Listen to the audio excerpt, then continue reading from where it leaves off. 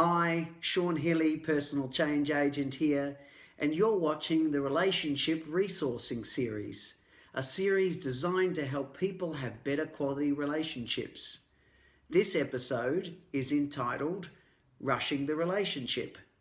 I thought I'd do this particular episode because the way we start a relationship sometimes can set it up for failure. And so I thought I would look at some of the ways in which we can inadvertently do that because we get so excited about the idea of the new person that's come into our life, where, we've got a sense of relief. Finally they're here, thank goodness, or whatever kind of element we run. But for some of us, it's very easy to slip into fantasy prematurely, and we miss out on really seeing who we have decided to start the relationship journey with. And we've missed out on key chances to really get to know who they are. And also sometimes when we go into this premature fantasy state, we can miss red flags.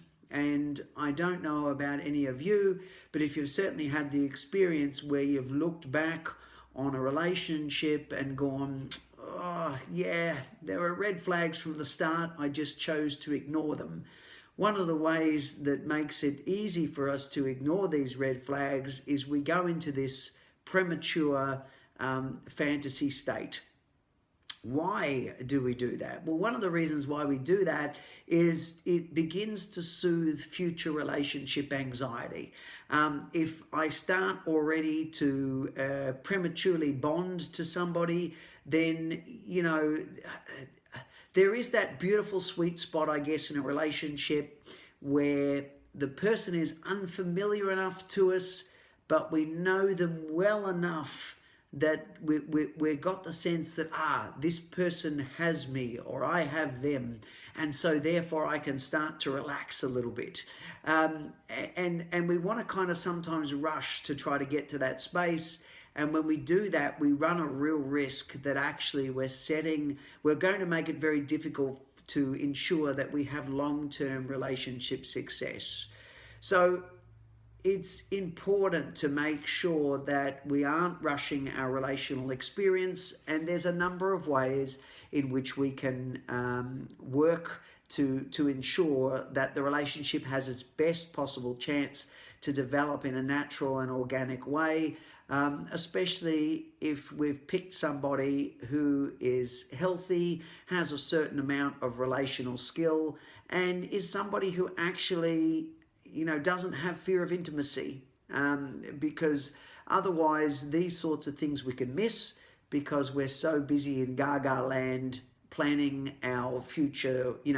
I just can't wait till 20 years down the track, when we've known somebody a week.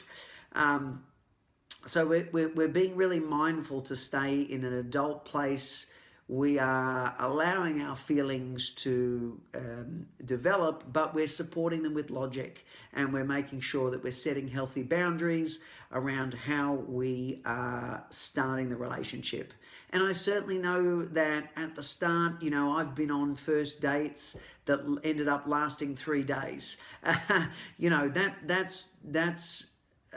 That's not ideal. It sounds like, wow, it's wonderful, and this person seems so familiar to me. I mean, one of the things about somebody seeming familiar is because this can sometimes be this can actually be a red flag, because what it can be indicating to us is the reason that this person seems so familiar is at an unconscious level, there's already a sense of old family patterns. We're being drawn unconsciously or subconsciously, if you like, to the past. Some of us have a capacity to, what they call repetition compulsion, where we go back and we repeat the past. And even if it isn't comfortable, well, it's familiar. And so we're drawn to the familiar, and that's not necessarily always a good thing. So, we're looking at this, like I said, we're staying with our boundaries up. We're not enmeshing prematurely. We're trying not to enmesh at all, to be perfectly honest, because this can be a codependent kind of trait. We're staying under our own skin, and we're taking the time to really get to know who's in front of us. And so what that means sometimes is we need to be mindful of setting boundaries and maintaining those. You'll sometimes find in relational dynamics that people will say, wow, we're kind of going too fast, we're rushing. And we can both acknowledge that we're moving too quick, and yet we're still not going to do anything about that. And like I said, this is about entering relationships in a way that give us the best possible chance to allow secure relating to emerge, and also the best possible chance that we are picking people that are suitable to us, and that we're going to be picking somebody with whom we can have a healthy, long-term, amazing relationship with. So it's saying small no's at the start for the idea of getting the big yes. If I can just have some containment, if we can just slow this down a bit, if we can just refrain from, premature future planning of our children and our marriage or our holiday homes we're going to have, then, we're able to stay in the present, and we're able just to take our time to get to know each other, because that can be a really enjoyable process. So why wouldn't we take the time to do that and to get to really know each other and see what will be there? We're avoiding going into scarcity and thinking, even if this doesn't work out, somebody else will be along. The amazing couples counselor and author Esther Perel, I love one of her sayings. I think it is, there's plenty of people we can have sex with. There's a smaller group we can love, and there's an even smaller group we can build a life with. But notice that in all of those cases, she never mentions the one. It's always a group. There's going to be more than one person who's a good fit. And so we want to remember that when we're trying to rush to force somebody into a fit. And if we go into fantasy, that's one way that we do that. So we're staying present, we're having boundaries, where, one of the things that, might work for us if we feel that we're the kind of person that can prematurely enmesh is we're setting time limits on our dates. That we're catching up for 2 or 3 hours, and that's all, rather than we go out on a date and next thing, 12 or 14 hours later, we're still together. I know that some people might think of that and go, well, why wouldn't we do that? That's fantastic. I understand the allure, but sometimes what this can mean is it can be a high risk. We're setting ourselves up for potential failure and potential enmeshment if we know that about ourselves, that we are inclined to fall hard and fall fast, and we're going to fall for the fantasy, not for the person. So that's, I'm not saying don't have lovely long dates, but if you're the kind of person that's susceptible to premature attachment and premature enmeshment, then, unfortunately, this is something that you probably have to set a boundary around for yourself. Otherwise, you're going to find that, once again, the relationship doesn't work. Once the fog of fantasy wears off and we finally see who we're with, and we go, hang on a moment, now I'm not so sure. Yeah, that was kind of always there, but I chose to ignore it up until now, and now we're entangled in a way, and it's harder to disengage. Or we go, well, at least I've got somebody. I don't know. These aren't necessarily, I would think that's settling, and I think at the end of the day, that really doesn't serve anybody. So, take your time. Take your time to get to know people. It's okay. There's no rush. If we're with quality people who also aren't looking to force enmeshment and force fantasy, then they're going to go at an okay pace. They're going to acknowledge our pace. They're going to acknowledge our needs. But if people aren't willing to, observe your boundaries, they want to keep rushing in on you, there's lots of intensity that you can mistake for intimacy, but normally these things start with intensity and adrenaline, then these are probably red flags. And like I said, if we're setting a boundary that says, I'm really interested to get to know you, but I want to take my time, and the person is consistently ignoring that, then that's probably already a pretty strong indication of what you're going to get however long the rest of the relationship goes. Because if they can't listen to you now, they're not likely to listen to you later. They've already shown you exactly how they're likely to behave.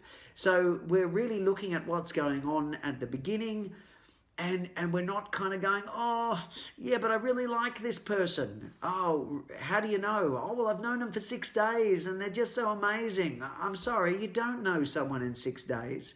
And I say this with such passion because I'm exactly that type of person, and I know where that's led me, and I know what it's like to get caught up in that whirlwind of passion and excitement, and oh my goodness, thank God somebody's finally picked me, and it just leads to a road of pain.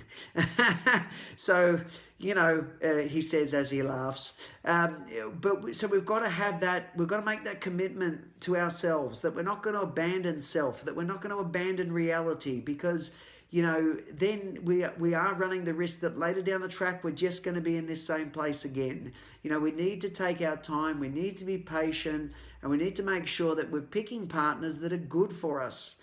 And sometimes that is the person that's the slow burn, not the person that suddenly triggers your wounds and your adrenaline and your excitement. And it's difficult sometimes to be really clear to what am I actually responding to about the person in front of me. And that's another reason why we need to slow down and take time to just see, what am I actually responding to here? Am I responding to the allure of the past that this person triggers in me, or am I actually responding to the person? Well, we need to take time to get to know, don't we? So I hope that this particular episode has offered you some insight, and been something that for those of us who start relationships really quick, that this has given you something to consider and help you to really create healthy long-term relationships. So I really am passionate that that's going to be something that you create. You absolutely deserve it. You are precious, you are valuable, and if you just take your time, the people will be along. I'm not going to say the one will be along, because there are multiple the ones. And when we put the pressure completely onto somebody, this is a setup. It's a setup for failure. And again, it triggers us into fantasy, and we want to stay in reality, because if we're with people who are loving and adoring, these are the kind of relationships we want to be truly present for. So thanks for listening and watching to today's episode. Sorry, that's a throwback to my podcast series. Thanks for listening there. And I forgot I'm doing YouTube clips now. But thank you for being here and absorbing this episode. I hope it's of value. I do one-to-one work for people, both as individuals and working with business culture. My primary focus is on having healthy, productive, efficient relationships, both in terms of our individual personal relationships and, of course, in our business cultures too, because I think if we've got great working business cultures, harmonious environments, then they're automatically more productive, more profitable, and more effective. So you can check out my website, emergencetraining.com.au, if you want to reach out and make contact. And certainly you can follow along with the relationship resourcing series. So thank you again for being with me on this episode. I wish you all the best. And until next time, bye.